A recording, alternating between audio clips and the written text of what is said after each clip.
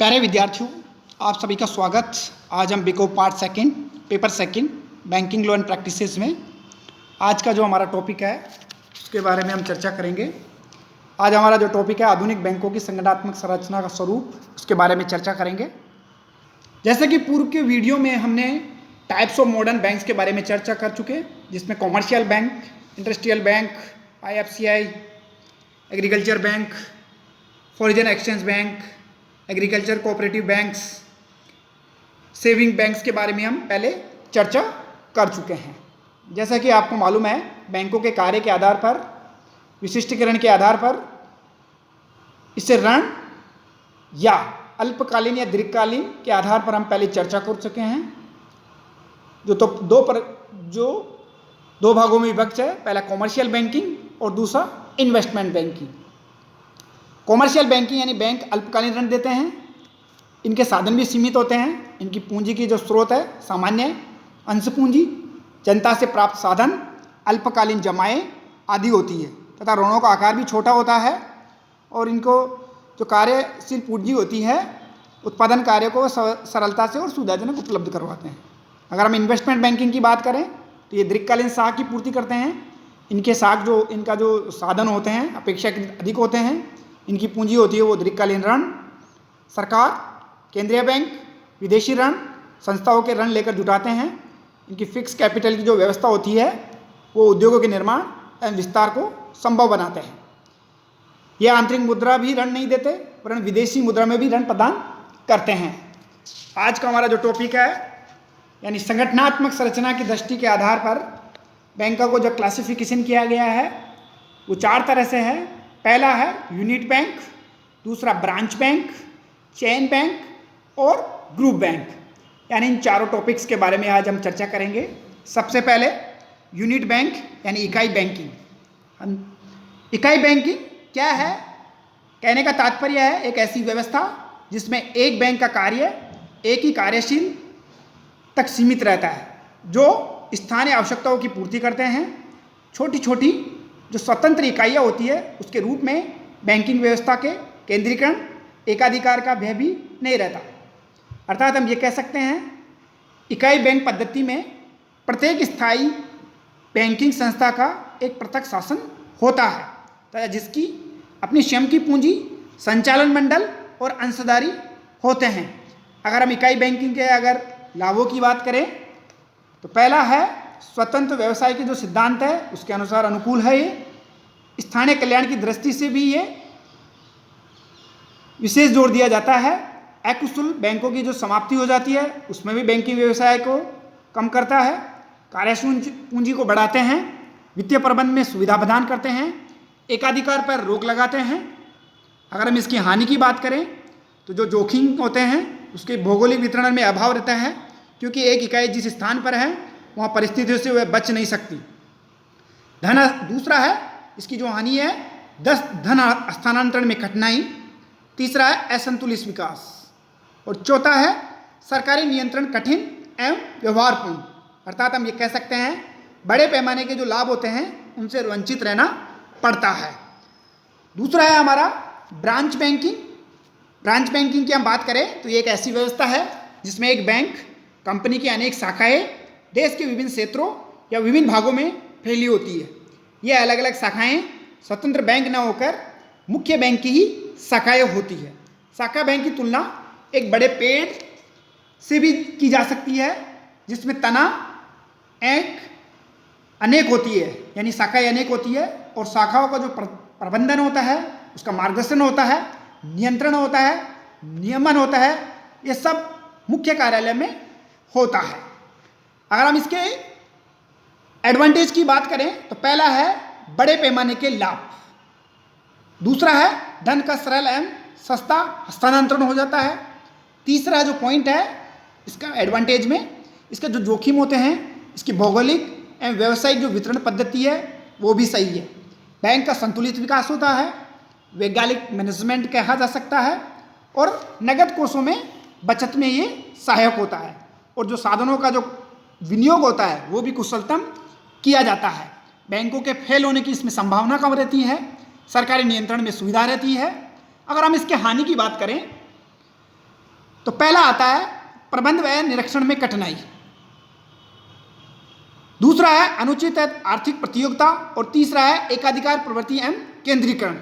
और इसके जो स्थानीय कोष है उसके बड़े बड़े स्थानों पर उपयोग किया जाता है, और बैंकिंग व्यवसाय है उसमें लोच का अभाव पाया जाता है।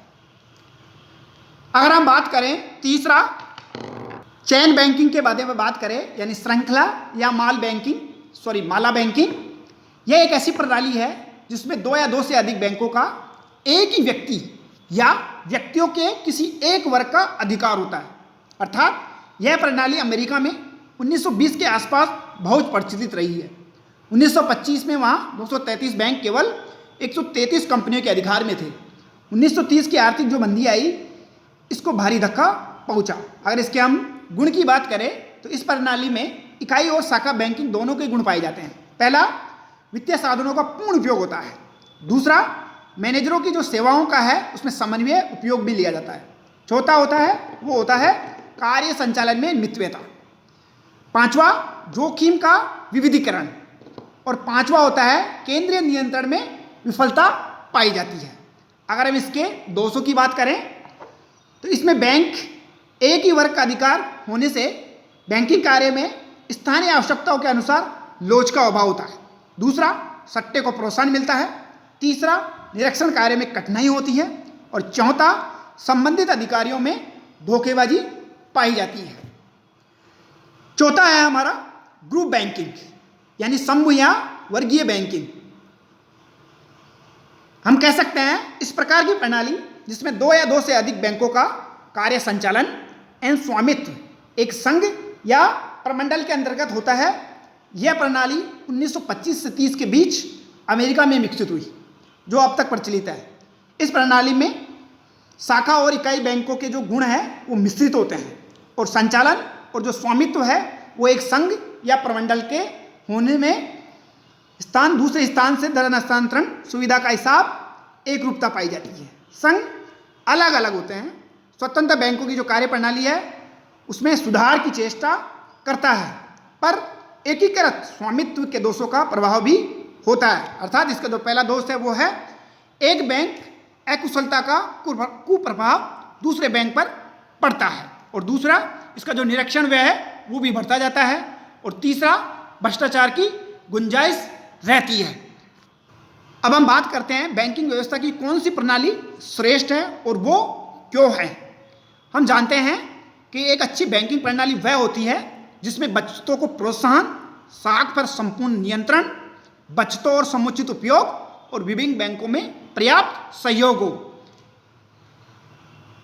अब हम बात करते हैं भारत जैसे जो विकासशील राष्ट्र हैं जहां एक और आय का स्तर जो है वो नीचा है, बैंकिंग प्रणाली का विकास भी कम है यहाँ। तीसरा, बैंकों के पास पर्याप्त व्यवसाय का अभाव भी है।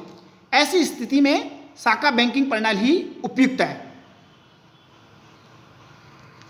यानी शाखा प्रणाली की एक उपयुक्तता उसके बड़े पैमाने के संचालन में, आंतरिक और बाह्य बचतों, जोखिम के भौगोलिक एवं व्यावसायिक वितरण में निहित है। यही कारण है कि अमेरिका में भी कई बैंकों की शाखाएं खोलने जाने की जो प्रवृत्ति है वो बढ़ रही है। यह इस बात की भी पुष्टि करता है कि शाखा बैंकिंग प्रणाली अधिक उपयोगी है। अब हम बात करेंगे बैंकिंग सिस्टम इन इंडिया, यानी भारत में जो बैंकिंग व्यवस्था है, ये जो प्रणाली है वो किस प्रकार की है। आपके सामने एक चार्ट दिया हुआ है, उसमें दो भागों में विभक्त किया हुआ है। पहला है शीर्ष बैंकिंग संस्थाएं, और दूसरा बी भाग में दे रखा है भारत की जो बैंकिंग संस्थाएं उनके बारे में एक चार्ट के बारे में बताया गया है। पहला जो शीर्ष बैंकिंग है उसमें आप देखिए, पहला दे रखा है आरबीआई यानी भारतीय रिजर्व बैंक, दूसरा आईडीबीआई बैंक, तीसरा नाबार्ड, और चौथा है एक्सिस बैंक ऑफ इंडिया, पांचवा है सीडबी, और छठा दे रखा है नेशनल हाउसिंग बैंक, और सातवां है भारतीय औद्योगिक पुनर्निर्माण बैंक। अगर हम भारत की बैंकिंग संस्थाओं के बारे में बात करें तो इसको भी चार तरह से विभक्त कर रखा है।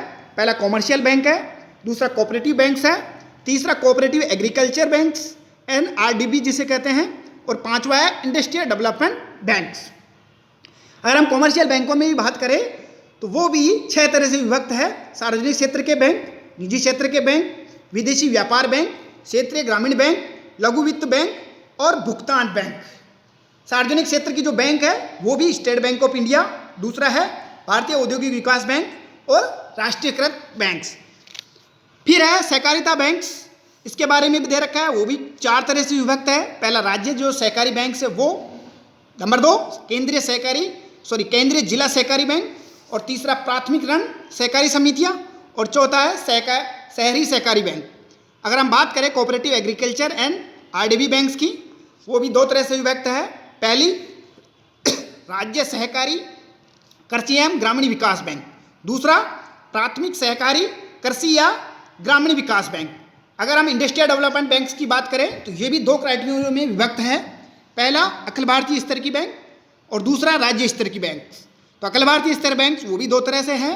पहला है आईएफसी यानी भारतीय औद्योगिक वित्त निगम, और दूसरा है आईसीआईसीआई यानी भारतीय औद्योगिक साख एवं विनियोग निगम।